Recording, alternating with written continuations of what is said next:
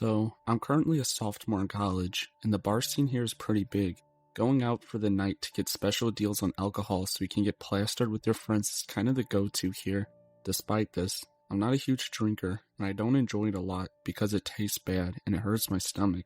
I do enjoy the company though, and often go out with my friends to meet new people. A lot of times, I'm called the dad of the group because I end up taking care of them all.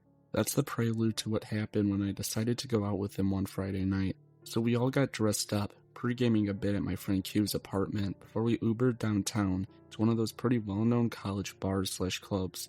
After we got in, my friends immediately split off into tiny groups, combing over the club for girls they wanted to try taking a shot at to spend the night with.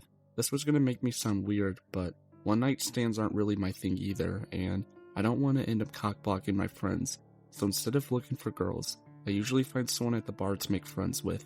So I was chatting with some dude that was wearing a cowboy hat when eventually a girl approached me. She was pretty cute, probably 5'6", with dirty blonde hair and eyes I think were light brown, but they were so light, almost gold, which threw me off a bit. She asked if she could buy me some drinks in exchange for being her friend for the night, and I of course accepted, because hey, that's what I came here for anyway, right? Anyways, she kept her word and we started talking to each other. And she introduced herself as Alexa, but to call her Alex for short. I asked her some basic questions about if she came with friends, if she went to college here, etc., to which all the answers were no. That struck me as pretty odd, as it's honestly pretty unsafe to be in the downtown area alone as a girl at like 1 a.m. in the morning. She said she wanted to hear about me though, and actually seemed pretty excited to listen. It felt like a really nice change of pace, because usually I'm the one learning about the other people, not the other way around. It also could have been the alcohol starting to take effect, since I'm a pretty big lightweight. As I said before, I don't really drink that much. The whole time I was talking, she stared into my eyes and had this warm smile that made me feel so acknowledged, if that even makes sense. I felt like she was enjoying her time as much as I was, and that just made me even happier, because I thought it meant I had made a new friend. That was when her demeanor began to change though. She started to get kind of flirty, and eventually asked if I wanted to go home with her. Like I said, I'm not really a one-night stand guy, and I explained, I like to get to know people a little better before sleeping together. I'm pretty sure I saw what I think was anger flash across her face, but it was quickly replaced with another smile, and she suggested going home and watching a movie instead. I agreed and pulled out my phone and began to order an Uber, but she basically grabbed my wrist and started guiding me outside. I was confused, trying to ask if she was planning to drive after drinking, but she wouldn't really answer me. We eventually got outside the club, and she pointed to a black Honda Civic parked right at the front of the club. That was when all the warning bells rang like a tornado had passed through them. I was pretty drunk at this point in the night, maybe 6 or 7 drinks deep, but still aware enough to see the red flags. She said that she had came alone, but the lane her car was parked in was only for pickups, and I never saw her order an Uber. Somebody must have been waiting to drive the car. This was enough to make me uncomfortable, and I asked again if she was planning to drive the car. She said yes as she continued walking me closer to it. I knew that was a bald-faced lie, and as we got closer, my heart sank as I noticed the outline of 3 other guys in the car. At that point, my adrenaline kicked in, and I yanked my hand away from her and said there's no way in hell I'm getting in that car with her. She tried begging me one more time, saying she really wanted to have sex and would do whatever I wanted, but I already had turned her down and began to walk back to the club. She started cussing me out, practically screaming at the top of her lungs as I walked back up to the bouncers to go in. I texted my friends what happened and we all met back up and went home. It was obvious she was going to college bars, trying to get guys drunk before offering to sleep with them so she could get them in the car with the 3 other men and rob them, or do God knows what else. I called my city's anonymous tip line and left a detailed description of the girl, car, and place where it happened. That night was a real wake-up call for me, and I'm so thankful that despite being drunk that night, I was able to piece together what happened before it was too late.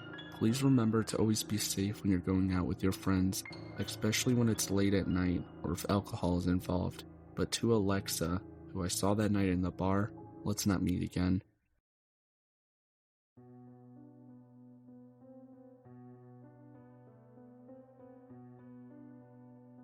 Last year, I was on vacation in southern Europe with a large group of friends.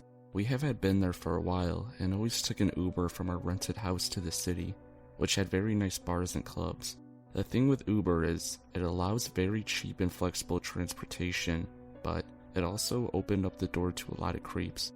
I've had Uber drivers who were super cool, but also had extremely drugged up road ragers who drive like maniacs and think they're impressive. And it's always the worst when, once an attractive woman sits in the car, it feels like a lot of total creeps think, now that I have her here in this situation where she can't flee, she's forced to talk to me and be nice to me.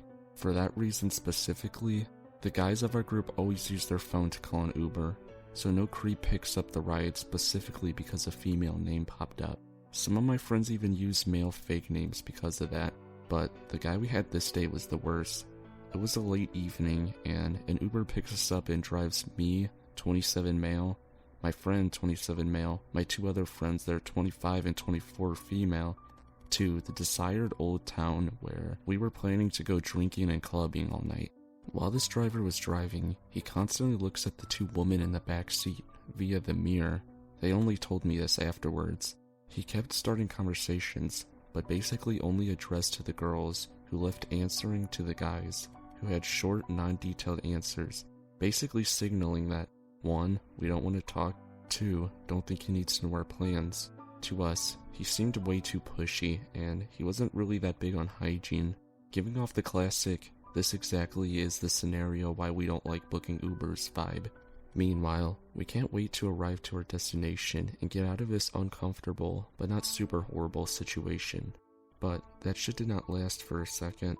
When this guy didn't stop on the road, but instead pulled into his parking spot, he started fumbling with his phone, and we were wondering why he parked and didn't just drop us off on the road, but we just thought, alright, well that's weird, let's just get out, and we left the car. To our surprise, the guy then turned off the car and got out as well. We saw that as a red flag, and just started walking away towards the bar area of town, without saying a word. Cars can't enter the old town. After about 400 feet of walking, we reached the gates. We stopped, because this was the meeting spot for the other half of the group, who took a separate Uber. And we found the guy, and he was fucking following us, but he stopped as well at the gate. You know the classic circle people form while talking, where one guy's kinda just standing next to you because people don't let him in? Yeah, we did that to him. We started making conversation about how long the others were taking to get here, where they were, and etc. But this guy keeps throwing in comments as he is part of the group. Oh cool, even more people? This must be a great evening. He had broken English, but it wasn't that bad. Then, we text our friends in the group chat that we are changing the meetup place to this bar, because the fucking Uber driver is following us around and we want to lose him. So one of us start leading the group at a quick pace through the streets. The streets are very small, there's lots of people, and tall old town buildings all around them. We make turns at every corner, trying to lose the guy, but he follows. We finally reach a big plaza where hundreds of people were closely together, basically queuing to enter the narrow street up ahead. We pushed through like rude douchebags and successfully lost the guy. Finally, we could head straight to the bar after a detour and linked up with the other part of our group. 2 hours pass. Life is good. We decide to head to another bar a bit further away because the drinks and prices kinda sucked at this one. We all had 2 drinks in that bar, and guess who's walking through the door and stands next to a table? That guy. Hey guys, he says. At that point, my friend, 28 male, who's good at communicating, and frankly quite big, tells the guy that we want to keep to ourselves. We have no interest in hanging out with him, and asks him to please leave us alone. Fortunately, the guy says it's no problem and leaves, but unfortunately, at around 3 a.m., while dancing at a crowd in the club, the same guy announced his presence by tenderly pressing his body against the back of one of the girls, 24 female, who he was staring at through the mirror in the car. The girl's boyfriend, 27 male, recognizes the guy and gets angry as fuck, grabs him by the collar, and essentially tells him that if he keeps following us, he'll get the shit kicked out of him. A bouncer sees this and approaches them. I start talking to the bouncer, who is super annoyed by everyone intervening at first, but after hearing how this guy stalked us from his car to the club, just asks the Uber driver a few questions. then proceeds to throw him out. We stayed a little bit longer, in hopes of him not waiting for us. After a while, we reported the guy for being a creep on the app, then we called another Uber. Thankfully, it wasn't him this time.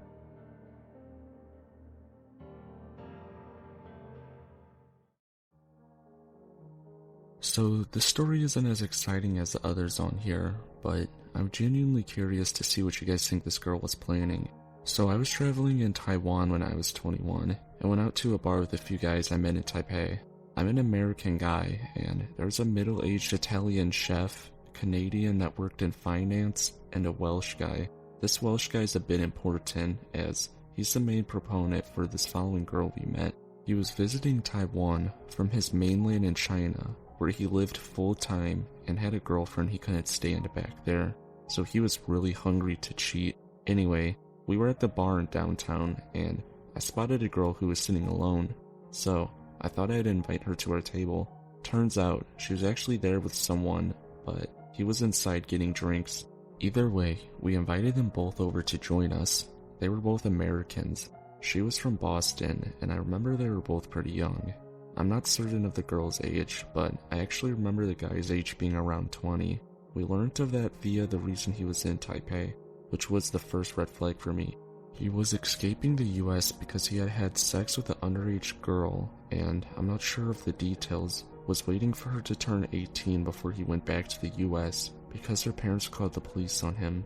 Fast forward a few hours of her rambling about how she wants to help underprivileged people, and I'm ready to have a change of scenery.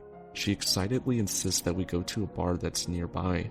In fact, she mentions that she has 3 girlfriends who are waiting there at that bar right now. I felt a bit suspicious of her already, but I actually heard great things about this bar from the other people, so I figured it would be okay. As we arrive at the new bar, it ends up being closed. Instantly, without even checking her phone, she tells us that actually her friends are at a different bar, but for this one we should take a taxi. That's the end for me, and I let the guys know that we need to get out of here because she was being very strange, and we were all getting into the less populated part of the city. Luckily, we had too many people for one taxi, so we get the address from her and agree to meet her there. We load up in our own taxi and go straight to a different bar. Once she realized we weren't coming, she starts to message the Welsh guy, because we had all exchanged Facebook information before, and starts begging for us to come meet her. She told him that her friends are there and they wanted some guys to hang out with. To my shock, this guy even tries talking us into it. We all refuse and just continue the night at this other bar. Throughout the night, she didn't stop messaging him and even began to message me and the other guy. I asked her to send me a picture of her and her friends, and she quickly responded with a picture of her with 3 girls. But seriously, she had a different outfit on than we saw her in before. Eventually, she sends us messages saying she's back at the original bar, waiting for us, and that her friends are getting tired, but still really want to meet us. Finally, we convince the Welsh guy to stop responding, and wind down the night. This gives us the creeps a bit, but the best part that happened was in the morning. When I was having breakfast, I was recalling the strange girl to a Danish guy I had met. As soon as I mentioned how she tried to lure us into a bar, he said, "Oh wait, was she from Boston?" And apparently, she had done the same exact thing to him and some friends the previous weekend. I'm curious to think, what do you guys think was her plan? Or was she just kind of crazy?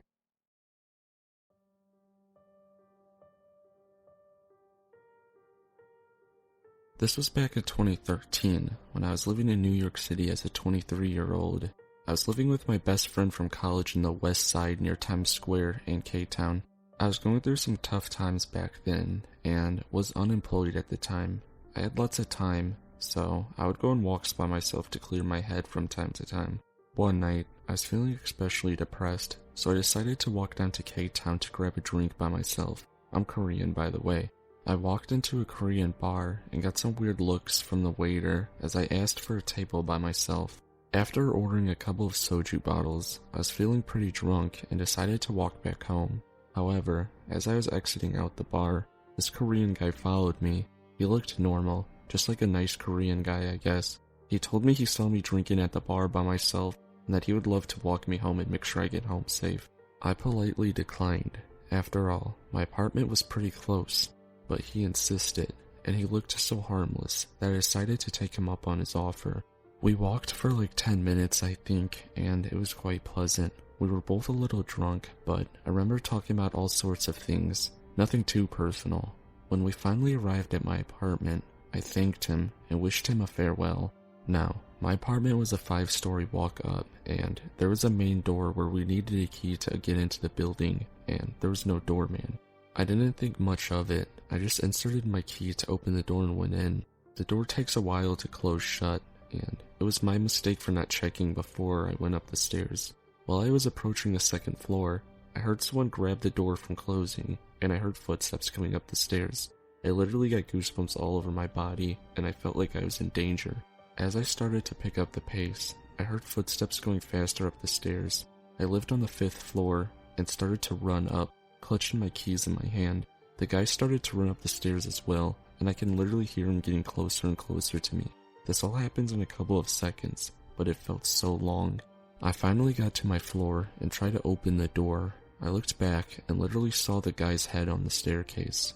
I rushed to the door to open it, and I managed to close the door right on his face. My heart was beating so fast, I didn't know what to do at that point. It was already 3 a.m. and my roommate was asleep. Luckily, he didn't knock or anything, so I decided just to go into my room and hope he's gone. Around 7 a.m., my roommate woke me up. She said that there's a man standing out our front apartment door. My heart sank, and I explained the whole situation to her. She and I went to the door and screamed that we were going to call the police if he didn't go home. I looked at the peephole, and he told me he would only go home if I gave him my number. We then called the police, and we saw him being escorted out shortly after. My roommate had gone to work, so she left me in my apartment alone and called me a few minutes later. She told me she saw the guy speaking to a police downstairs. Apparently, he tried to lie to the officers, saying that I'm his girlfriend and that we got into a fight. My roommate went up to them and explained to officers that I do not have a boyfriend and that she does not know him at all. The police let him off with a warning. After about 2 hours later, I heard a buzz from my main door downstairs. Maybe it's the police. Surely it can't be him. So I answered the intercom, and I was shook. It was him again. "Just give me your number and I'll go away," he said. I warned him that I was going to call the police again if he doesn't leave immediately. A couple of minutes later, I heard furious knocks on my door. He must have gotten in when someone was entering the building. I was so scared at that point, so I immediately called the police. Unfortunately, the guy ran away before the police got there. The worst part about this experience was that my roommate and I were so scared to leave and come back into our apartment. I would have anxiety every time I come home, worried that I might see him in front of our apartment door. For about a week, the police escorted us when we felt scared. Bless them. I never saw him again, but it was one of the scariest moments of my life. This creepy stalker dude, let's never meet again.